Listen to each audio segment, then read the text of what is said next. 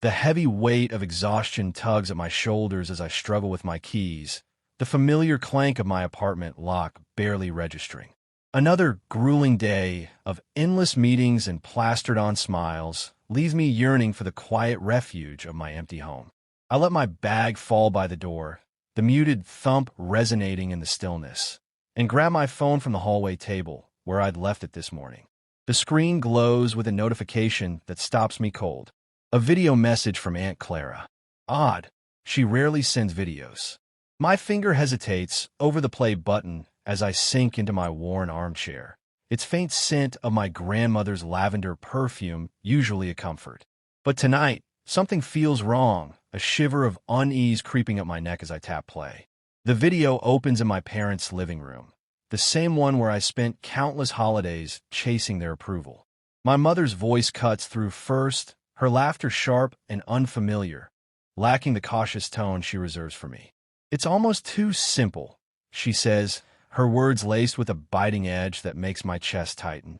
My father leans into the frame, his face ruddy, likely from his third glass of wine. "Our little cash machine," he chuckles, and my stomach churns. "Just drop the word family, and she'll drain her account." My brother, Ryan, chimes in, his voice slicing deeper. "Did you see how quick she sent the money for my crisis last week? Didn't even ask what it was for." Their laughter fills my apartment, echoing off the walls until I can hardly breathe. My hands tremble so violently, I nearly drop the phone, but I'm frozen, unable to look away. Every word they speak fractures the foundation of what I thought was real. Tears blur my vision, but I force myself to watch. Memories flood in. Mom's urgent calls about unpaid bills, Dad showing up at my office to talk about the mortgage, Ryan's endless emergencies that only my money could fix. Each moment now feels tainted, revealing a manipulation I was too loyal to notice. "She's so eager to be the perfect daughter," Mom says, her voice dripping with smug satisfaction. "Remember when she gave up her trip to cover the roof repairs?" I do remember. The overtime, the missed chances, the dreams I shelved to prove my worth to people who saw me as a walking bank account. My chest tightens, each breath sharp and painful. The video drones on, but their voices are drowned out by the roar in my ears. I clutch the armrest, grounding myself as my world shifts. The chair's soft fabric feels too ordinary for a moment that's shattering everything. The timestamp shows the video was recorded yesterday, during a family gathering. Mom said I was too busy picking up extra shifts to rebuild my savings after Ryan's latest emergency. A text from Aunt Clara pops up, frantic. "Oh, Lily, I'm so sorry. I didn't mean to send this. Please delete it." But she sent it, and I can't unsee it. I replay the video, each loop hardening the truth I've dodged for years. Their casual cruelty, their calculated schemes, the complete absence of love in their eyes when they say my name. My phone buzzes with a call from Mom, her smiling contact photo now a cruel mockery of her usual demands. My finger hovers over answer, years of habit urging me to pick up, to fix things, to keep the peace. But for the first time, I see the pattern clearly. Every call, every crisis, every guilt trip designed to strip me of my money and my sense of self. The phone keeps buzzing as I stare at the bills scattered on my desk, tangible proof of their emergencies. A knot forms in my throat as I grab a pen and start writing, my hand still shaking, but my mind sharpening. I will not be manipulated anymore. The words feel alien on the page, yet liberating. I've spent years being the dutiful daughter, the dependable sister, the endless well of support. But as I sit in my dim apartment, watching Mom's call fade to a missed notification, a realization hits me like a shockwave. I don't know who I am without their demands. Each family member has played their role to perfection. Mom, the master of guilt, her voice always quivering with fabricated crises. Dad, the enforcer, showing up at my workplace to shame me into submission when I dared to hesitate. And Ryan, my little brother, the one I've shielded since we were kids, twisting my love for him into a weapon. The video plays again, and I see them differently. Mom's calculated sighs, Dad's rehearsed glares, Ryan's wounded expressions that guilt me into compliance. Another text from Ryan lights up my screen. Sis, I really need your help.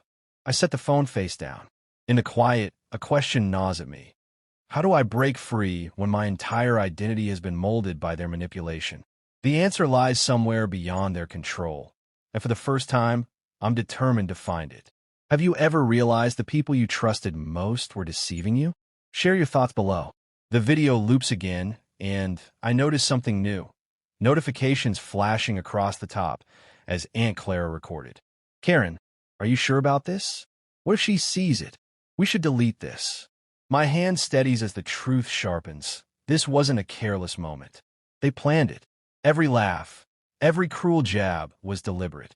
Mom's voice cuts through again, and memories crash over me like a bitter tide. Last month's texts about the mortgage. Your father and I could lose everything, Lily. Is that what you want? The month before, Ryan's emergency. I'm in trouble, sis. I need you now.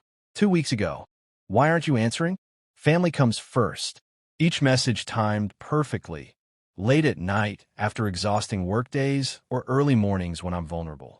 The constant ping of notifications condition me, each one a reminder of my failure to meet their endless needs at a shockwave. I don't know who I am without their demands. Each family member has played their role to perfection. Mom, the master of guilt. I sent the money right there, hands trembling on the keyboard, just to make him leave. Just like always. Ryan's voice drifts from the phone now, his laugh turning ugly. Watch this, sis. It's an emergency. Works every time. My brother, who I protected through childhood storms, now uses my love against me. The last time he called with a crisis, I canceled a long-planned vacation. The time before, I dipped into my retirement savings. Each plea a performance, each emergency a lie. A text from my friend, Jess, breaks through the haze. You've seemed off. Coffee soon. Jess, who noticed something was wrong weeks ago, who suggested I talk to her mentor, Mark, about boundaries. I brushed her off then, defending my family like always. Now I type back, free now. Her reply is instant, always. Usual spot. The phone rings again, Mom. Her voicemail is sharp. What do you think you're doing? Without your money, this family collapses. Is that what you want? Your father's health is failing, and Ryan's about to lose his place. The familiar guilt surges, but something new rises with it. Anger, hot and clear, burning through the fog of manipulation. My fingers fly across the keyboard, typing words I never thought I'd say. I'm not sending money this month. The response is immediate. Accusations, threats, reminders of their sacrifices. Each message tries to pull me back in a line. Then, my laptop blinks with a new email, the subject line stopping my breath. Lily's account. Next steps. I open it, hands trembling, and my world shifts again. An email chain between my family members lays out their plans for the next few months. Each crisis scripted, each guilt trip calculated to hit when I'm weakest. They've been orchestrating their demands to keep me drained, unable to question them. The proof sears into my mind. This isn't just about money. It's about control, about breaking my independence under the guise of family duty. Mom's contact photo flashes again, her fake smile. A reminder of every lie. For the first time, I let it ring unanswered, my eyes locked on the email that changes everything. What secrets do you think lurk behind a toxic family's mask? Share your thoughts below. My mother's voice cuts through the office like a blade, sharp and deliberate. How dare you ignore my calls?